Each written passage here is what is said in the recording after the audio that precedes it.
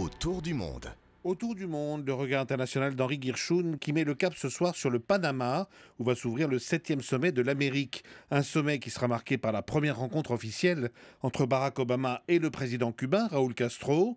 Près de 4 mois après l'annonce surprise du rapprochement entre les deux pays, c'était le 17 décembre dernier, le processus de réconciliation se poursuit et on peut dire, Henri, que l'histoire est toujours en marche. Absolument, même si elle avance à son rythme, qui est sans doute plus lent que certains ne l'espéraient à la Maison-Blanche, où l'on imaginait qu'il serait possible de parvenir à un accord, notamment sur la réouverture des ambassades avant le début du sommet. Et visiblement, pour ça, il faudra encore du temps.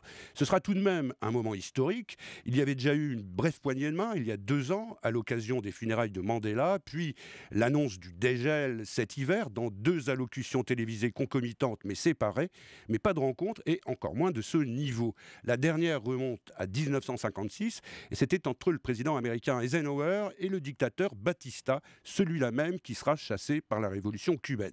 D'ailleurs, ça fait aussi plus de 20 ans que Cuba boude cette grande messe du sommet Amérique. Obama et Castro auront donc au moins une entrevue. Le secrétaire d'État John Kerry verra aussi son homologue cubain. Sauf surprise, Emmanuel, il n'y aura sans doute pas d'avancée fondamentale au Panama, mais les symboles ont parfois autant de force que les annonces. Et là, on sera vraiment dans une séquence émotion. Est-ce qu'on sait où en sont les négociations entre La Havane et Washington ? On n'en connaît pas le détail, mais on sait qu'elles sont complexes et qu'elles concernent toutes sortes de dossiers en suspens d'ordre politique ou économique. Il est vrai qu'avec le temps, le contentieux était devenu très lourd. Pour résumer, on peut dire que l'Amérique est prête à une véritable normalisation, mais à condition que Cuba fasse des efforts significatifs en matière de liberté et de droits de l'homme.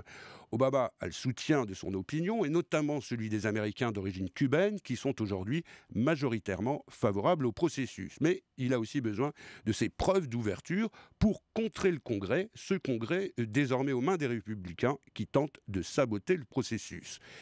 Alors côté cubain, on voudrait un peu le beurre et l'argent du beurre, c'est-à-dire l'ouverture du marché américain, la levée des sanctions et dans la foulée la levée de l'embargo, mais en lâchant le moins possible de l'Est sur le plan politique. La vieille garde de la Havane et puis aussi l'appareil sécuritaire ont une peur bleue de voir la situation leur échapper dans un engrenage qui risquerait de provoquer l'effondrement du régime.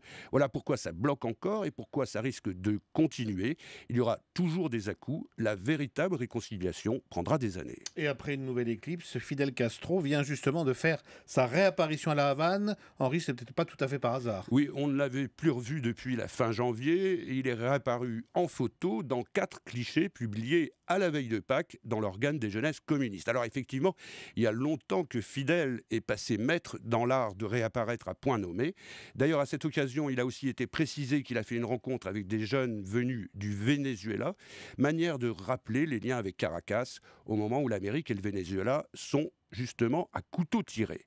Fidel veut apparaître comme le gardien de l'orthodoxie, celui qui n'aura jamais rien cédé aux Américains. Pourtant, dès demain, Emmanuel, c'est une autre photo qui fera le tour du monde, celle d'Obama et de Raoul, la preuve par l'image qu'on a déjà changé d'époque. La réconciliation en marche entre Cuba et les États-Unis dans le regard international d'Henri Guirchoun. Merci Henri.